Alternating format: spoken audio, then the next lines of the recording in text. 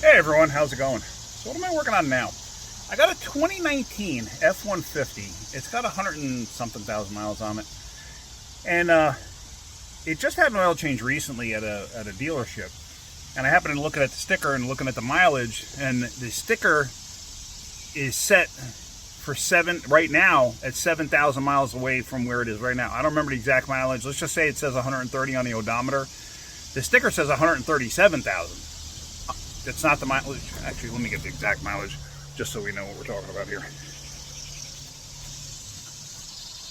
It has 146 on it, and it's calling for 153.7 for the oil change. So that's another 7,000 miles away. So anyway, the reason that car came in, or the truck came in, is he said the check engine light came on. But he has no other issues, is what he said. So I was like, all right. But he dropped it off last night at the end of the day. So it's been sitting out in the parking lot here. So I came out to it. There again, why check the oil? There's no reason to. But I started it up because I got a scan running on it right now. I started it up. And of course, it's a 3.5 turbo. Right? Or 3.7, yeah, it's a 3.5 turbo. But I started it up, and I could hear the timing chains clattering like crazy. And the clattering didn't go away. It kept clattering and clattering and clattering, and I'm like, that don't sound good, and I don't remember sounding like that last night. So I was going to start filming it, and then all of a sudden the clatter went away. But it was there for probably a good 45 seconds at least, and it was pretty loud. But then all of a sudden it stopped. So I was like, all right, but I shut it down. I'm running a scan on it right now. Like I said, I want to see what the codes are. But I'm going to check the oil. I'm really not sure, you know, obviously the oil level. Didn't have an oil light on, but I was just like, man, this thing was pretty darn loud. And like I said, it's 7,000 miles to the next oil change from this point. So I don't know when it was exactly done. But I can look down and I can see the filter, and it's a newish filter, but it ain't that new. So hold on. So down there, see it? It's newish, ain't that new. So how long ago was that actually replaced? And also, you know, how long ago was it replaced, and what did they actually set the mileage to? You know, they set it to 10,000? So there again, how often do people check their oil? They never do anymore. Nobody does. I just blows my mind. This is a huge investment, a truck like this. You know, if you wanted to buy one of these used, what's it going to set you back? 25, 30 grand? 40 grand? I don't know. I'm not in the market for one, so I really don't pay attention to what they go for. But let's check the oil and let's see what the level actually is. I don't know. I have no idea. I haven't checked anything yet. So, I don't know where I could set you up. I don't know if I have a spot where I can actually set you up. Back you up a little bit. Now the dipstick is all the way down here. You can't see I'm pulling it out.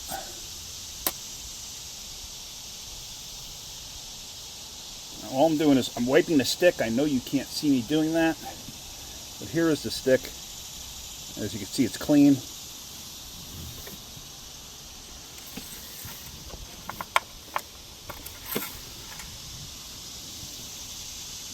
And it's full. It is full of oil. So that's good. But now I want to show you something. One tell on a stick, if it's been properly maintained, is this. If you look close, you see how discolored the stick is? See how it's all brown? That right there, that tells me this thing was not properly maintained. If this thing was properly maintained and had its oil changed when it should have, that would never happen. Now, properly maintained and maintained the way the manufacturer says are two different things. I'm just trying to put the dipstick back in. Hold on a second.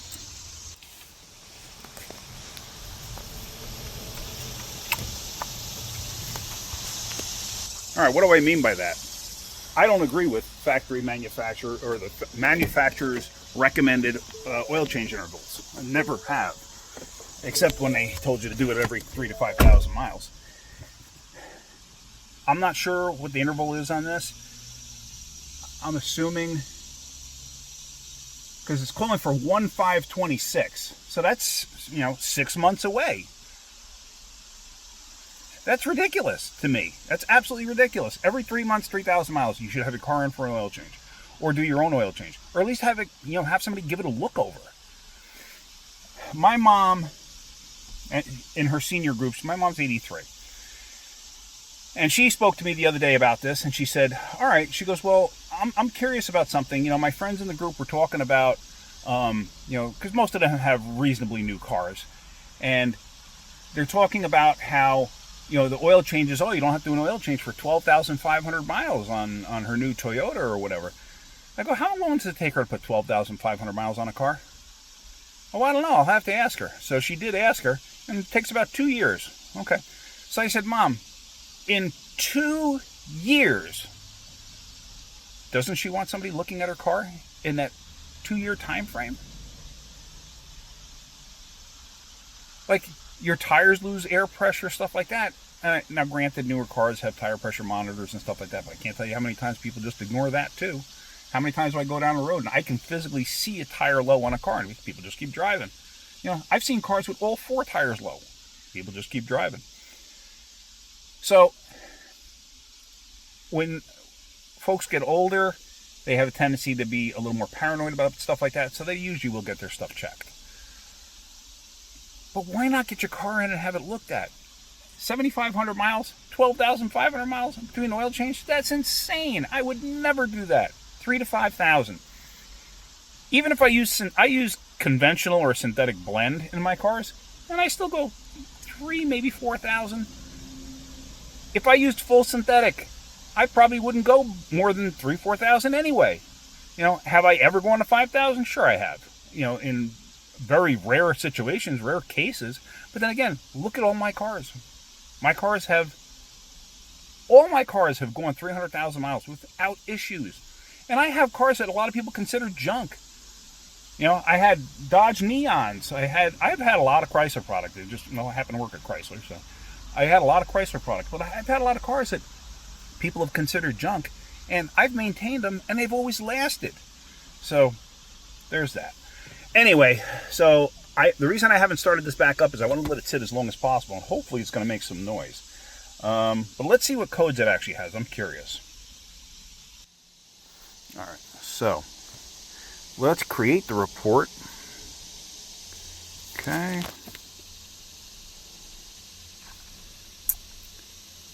Come on. Obviously, it's got 8 PCM codes. So we're going to save that.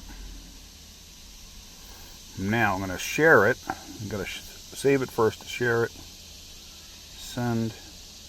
And I have a dedicated email account just for these reports. This way I don't mix it up with everything else. So what actually are all those engine codes? Look at that. Cam correlation. Underboost. Cam position sensor signal circuit. Cam position sensor intermittent fault. Cam position sensor circuit. It looks like we have an electrical problem because everything's coming up circuit. However, correlation code. The correlation code I don't like. Like I said, this thing was noisy. So let's go under the hood. I'm going to start it up, and hopefully it'll make a little noise so you can hear it. Like I said, it quieted down all of a sudden, but it was noisy for about 45 seconds.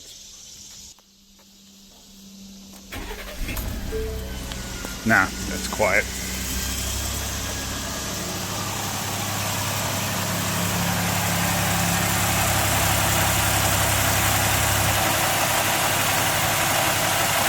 Oh, wait, there it goes. Hear it?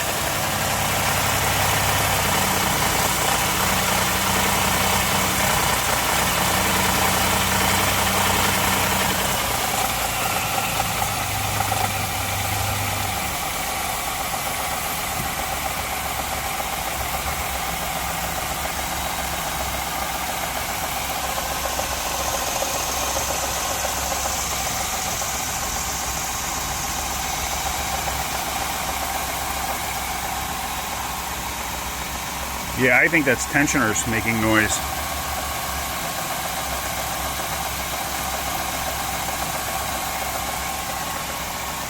All right, well, I am actually going to take this thing for a ride up the road. Like I said, he didn't complain of any drivability issues, and he's been driving and he's just worried about the check engine light because he's got to get it inspected. So let me take it for a ride. Let's see what it does. One thing I noticed on the road test, this thing at like a normal idle, or not normal idle, like normal, just basic acceleration, you know, just like with traffic and stuff like that, the truck kind of felt like it was, you know, on acceleration. So I decided to watch the cams, the exhaust cams in particular, because it's the one that kind of controls the valve timing. And what I noticed is exhaust cam bank 1 versus cam bank 2, exhaust cam bank 2. Exhaust cam bank 1 is much more negative than bank 2. So right there, I think the chains are stretched. Timing chains don't really stretch. I spoke about this before. It's easier to refer to them as stretched. They wear. You got all these links, and at each link you have anywhere from, you know, 3 to 6 wear points on each link. So if you get, you know, 1/100,000th of a inch of wear in each one of those times, you know, 100, 200 links, think about that. It winds up being an awful lot at the end. I think because this has multiple chains, it's not just one chain. I think one of the chains is stretched. That's what I believe. Warren. But let me show you real quick, just a general quick thing what I found. So here, sorry about the glare, you can see exhaust B, 1 on top, 2 on the bottom, and you can see that's the minimum and the maximums on both. And bank 1 is obviously more than bank 2, and they should be darn close to one another. I did save the recording of this, but let's just see. And there you can even see, like at idle, this side is -15, while this side's -11, 12. So, considering the clattering and everything else that's made before, and I'm sorry you couldn't hear that, I really think that this thing is stretched chains. But we're going to have to call the customer, see what they want to do. But yeah, that's the route that we're going to go with this. We've done quite a few of these lately. I haven't done them. I usually diagnose them, and Rick has done them. And we've done quite a few lately. So it's not an uncommon failure. And there we go. There again, I believe it's because the maintenance, while following factory maintenance is fantastic, you know, they tell you 7,500. Here's my whole point behind this. If I bought a new car, there is no way I would go 7,500 miles on an oil change. No way on earth would I do that. I would go 3,000 to 4,000 miles on an oil change. Maybe 5 in an extreme situation. But why is that? Okay, if the manufacturer's calling for 7,500 miles or 10,000 miles on an oil change, and I'm sure there's probably somebody out there that calls for 15,000. But think about this. What's your warranty? Okay. Let's say this thing had a 100,000 mile warranty. It's a 2019, right? It's out of warranty. It's out of warranty by the time a failure happens. They don't care. The manufacturer does not care about you at all once your warranty is over. They don't care. Now, here's the only caveat to that, or the only, maybe not the right word, but if you were a person that went to the dealer for everything, every oil change, and you did it on time or before, and your warranty, let's just say, was 5 years, 100,000 miles, and well, at 146 they still wouldn't, but you had 110,000 miles on it and the engine failed. There's a good possibility they would put in a good word for you with the manufacturer and say, hey, listen, this customer does everything with us, let's help them out. But at 146,000 miles, nope, sorry, you're done for. Now, I believe, if I'm not mistaken, that this customer purchased this car from an auction because it needed a transmission. We put a transmission in this thing last year. And he got a great deal on it at an auction, knowing it needed a transmission. But there again, you don't know the service history of the vehicle. So, But if you change your oil every 3,000 to 4,000 miles, anybody that I know that's ever done that, their cars last 2, 3, 4, 5, 6, 700,000 miles without failures, without issues. You know, is it possible you're going to have some kind of a failure? Sure, it's a mechanical piece. Anything can happen. But anybody that I've ever known that changes their oil on time, meaning 3,000 to 4,000 miles, has never had an issue.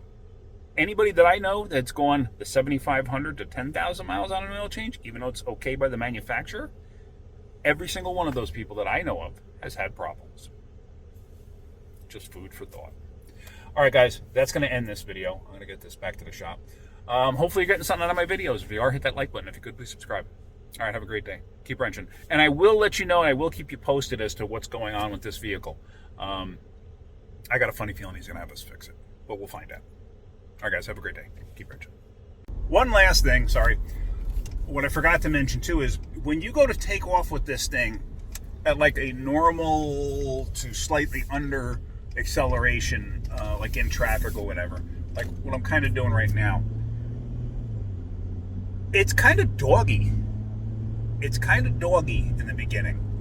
And then once like the turbos spool up and stuff like that, like way doggier than normal. Once the turbos spool up and whatnot, then usually it's fine.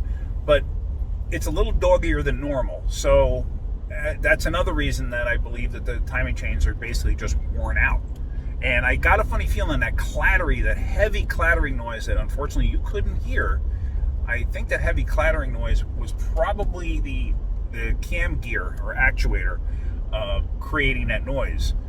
So, and I wish I would have filmed it, and I wish I would have been looking at data, but you don't know at the time when you first start looking at something.